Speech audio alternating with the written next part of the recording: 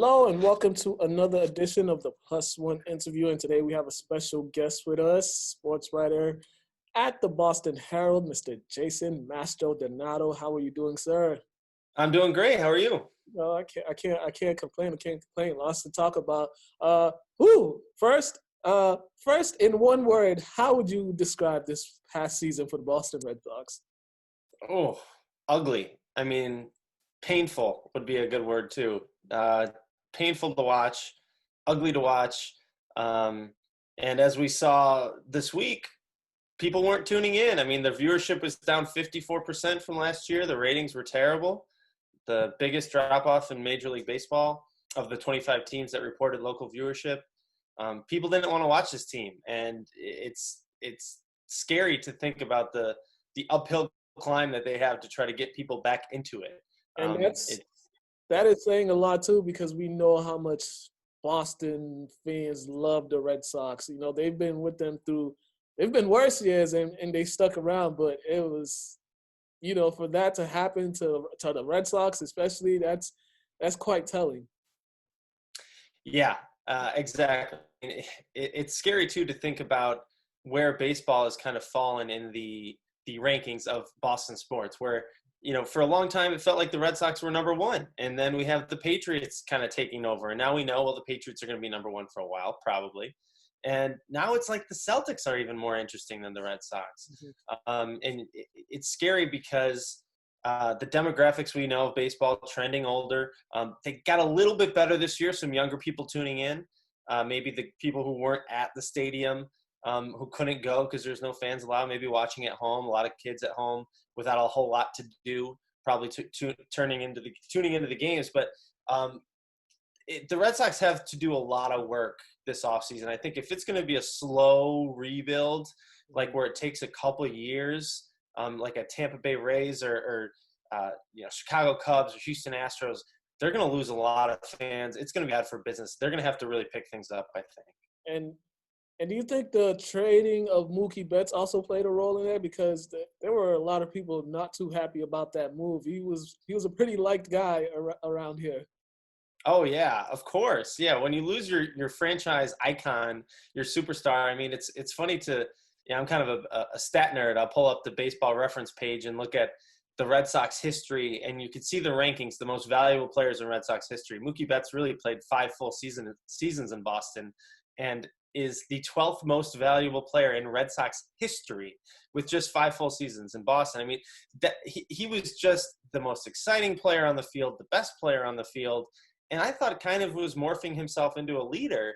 When you look at the 2018 World Series, I mean, that was the guy that they looked to be the leadoff hitter, to start the offense, to get them going.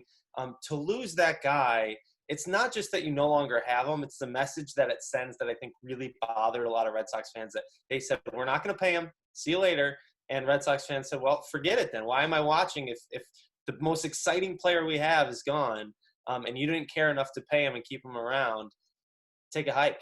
And then you see what he's doing over there with the Dodgers and how well he's played for them this season. And they're poised to make a World Series run. So it's, you kind of shake your head or bang your head on the wall a little bit, just seeing the production that he's given the Dodgers.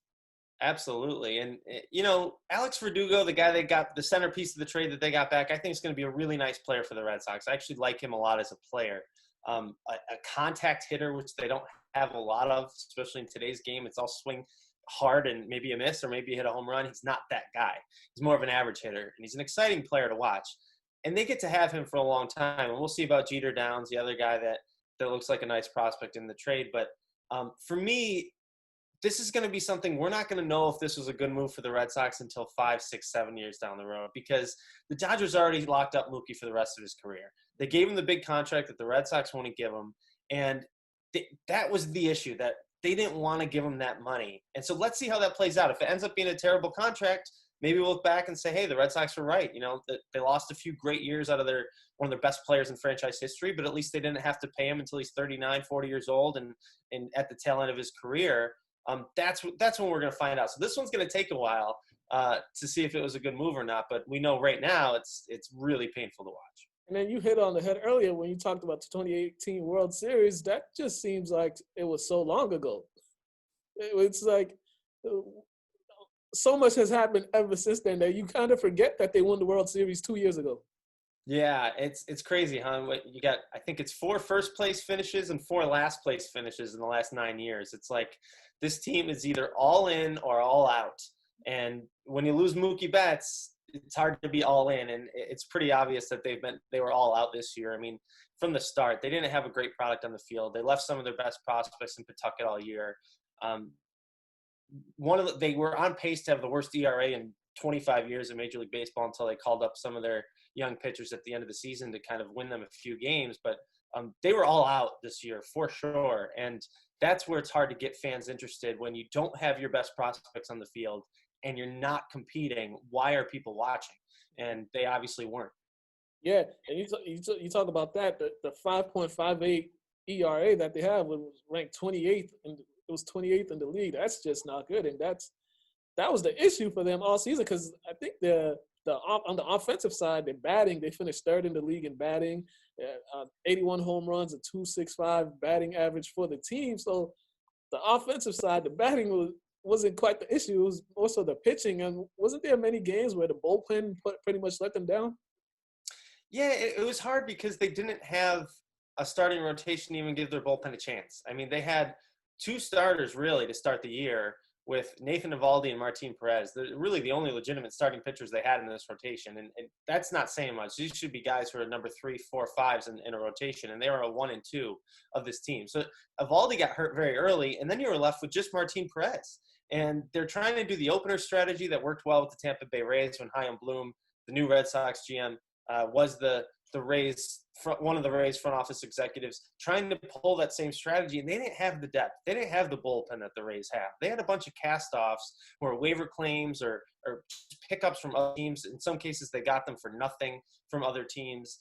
These were the guys that nobody else wanted that the Red Sox had in their bullpen. So it didn't start well when they didn't have a good starting pitcher on the mound. They had a lot of games where they used relievers to start the game, and they didn't have anybody to turn to, where they had a bullpen full of cast-offs and guys who were struggling to find it. There really weren't maybe one guy they found who could be a good reliever, Felipe Valdez, and he wasn't even that at the end of the year. He kind of fell off. So I don't even know what they found this year. It was just a lot of losing, some poor decision-making by the front office, and they didn't play well on the field, that's for sure. You could kind of foreshadow. We could kind of foreshadow to see that this was going to happen because they went months without hiring a manager. Before anything, they didn't have a manager, so everything was so uncertain. So it was, from the beginning of the season, even before the season started, it was just a disaster of what was going on over there. It was, yeah. Once they lost Alex Cora, and I mean, he was the heart and soul of the team. I mean, he was the manager that gave this team energy, that gave them excitement, that, brought them back from the John Farrell era and turned this team into a much more interesting team to watch. He was a bilingual guy, connect with everyone in the clubhouse.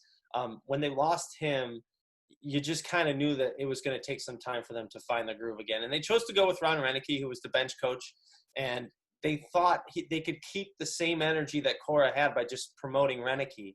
And it just didn't work. It just seemed like the team was kind of lackadaisical all season. Like Renicky was a nice man, but not a man who was really pushing them to get the best out of them. Mm-hmm. And we'll see. I mean, if Alex Cora comes back, what happens then? Does he bring some energy back to this team?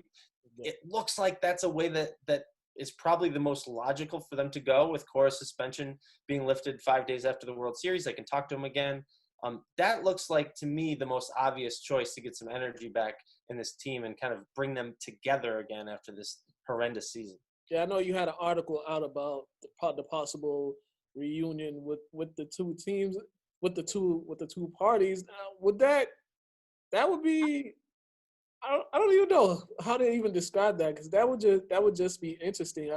Because I completely forgot his suspension was for the entire year. I thought it was for like 2 years, but I forgot that he's coming back. So, a return for Alex Cora in the bullpen, in the dugout, what would that, in your opinion, what would that look like? Or, how would that be perceived? Yeah, I think most fans would be okay with it. I think there's a subset of fans who say, "Hey, this guy cheated, and he was the mastermind of the Astros cheating scandal in 2017," according to Major League Baseball, who said that it was him who kind of devised and implemented the plan where they're banging on the trash cans to steal the signs from the other team. They were using illegal video to steal the signs during the games and then connecting them to the players. And Cora got blamed for that. Rightly or wrongly, he got all the blame for that. I'm sure there was a lot more parties involved than just him in Houston, but he got blamed for that. And it's interesting to hear the Red Sox, even Ron Renicky, on the day that the Red Sox fired him last week or 2 weeks ago now, he said he thought Alex Cora deserved to be managing again. He thought that, he thought Cora was sorry for what he did, that it wasn't right, but that this guy is just a leader, just a natural leader. He had the best season in Red Sox history, his rookie year as a manager, which is unheard of. Again, the bilingual thing I think is really important this day and age when you have so many Spanish speakers and so many English speakers who don't speak Spanish in the same clubhouse. To connect them, I think was great. He just communicates really well with the players. So I think him coming back, the players would love it. And even the fans who were a little hesitant or said he's a cheater, we don't want him, I think once they saw the energy back, and if the Red Sox started playing better, which I would suspect they would, they'll probably change their mind pretty quickly. I mean, who would be the other option? That's also the thing. Yeah, I think the two names to kind of keep an eye on are A.J. Hinch, who's the former Astros manager, who was the manager when Cora was the bench coach, who also got suspended for 1 year for the Astros cheating scandal in 2017. And then Matt Curtaro, who's the Rays bench coach, who was close with Chaim Bloom in Tampa, considered an up-and-coming manager, younger guy, really good with analytics, understands how to use the opener strategy. If Bloom really wants to do the same thing they did in Tampa with the Red Sox, that makes a lot of sense because you have a guy who understands that he likes to build a roster and use a roster. If he wants to get the energy back and just get the best out of this core group that the Red Sox have, Alex Cora makes a lot of sense. So, you wonder how much impact the ownership is going to have here, the front office as a whole that really likes Alex Cora. Are they going to let Chaim Bloom make this hire on his own, or are they going to really share their influence and maybe they want Cora back and make it harder for Bloom to go elsewhere? That's kind of what I'm looking at. But I think those are the three names to watch, and most specifically, Quartraro and Cora are the guys I'm watching. All right. And you talked about the players in the minor league. As far as pitching wise, are there any players from the minor league that you think will make that leap next year and be able to produce for the team next season? For the pitchers, I think we saw Tanner Houck this year. I mean, he only got a few starts, but he looked awesome. I mean, the guy's throwing 97 miles an hour with late break and a nice breaking ball. He's got poise on the mound. He just looks like he belongs. He pitched. I mean, he was the fourth most valuable player in the Red Sox this year, and he pitched in 3 games. That tells you a lot about the season that he had. So I think he's going to be a guy to keep an eye on. We'll see if Brian Mata can make an impact. He's a prospect who's been in the system coming up. Jay Groom, their former first-round pick, who underwent Tommy John surgery, he was compared to Clayton Kershaw when he got drafted. Has a great curveball, but if he can come back, that'd be huge too. I just don't know how soon they're going to see these guys. If they want them to develop a little bit more in the minors before they get them up to the big leagues, that's going to be the question: is are the Red Sox actually going to try to compete next year? Are they going to get these guys up in the majors to see what they got, or are they just going to let them develop longer and say, we'll play for 2022 and we won't really worry about 2021 quite yet? And speaking of 2021, how have you heard anything? Will there be a full season in 2021, or is it still up in the air after the World Series is over? They're gonna convey and figure things out.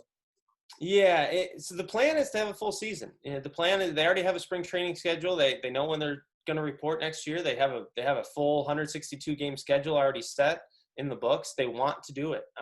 Obviously, we can't predict what the coronavirus is going to be like and how that will impact our lives as a country, not just as a sport. But we'll see what happens with the coronavirus. But that's what they want to do. They want to play a full season and get back to regular spring training in February.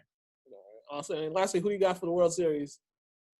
So it's hard to go against the Dodgers, but the Yankees, there's something about DJ LeMahieu, man, and he's not the typical hitter that you really fear, but just to have a leadoff hitter like DJ LeMahieu, he really sets the tone for that lineup. That's a tough lineup to get through. They got Garrett Cole top the rotation.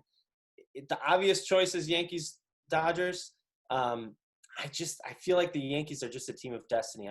They're going to be really hard to knock out. Yeah, that'll be quite the series. New York and LA. Too bad it can't be. Too bad it can't be in regular circumstances. But that would draw definitely ratings.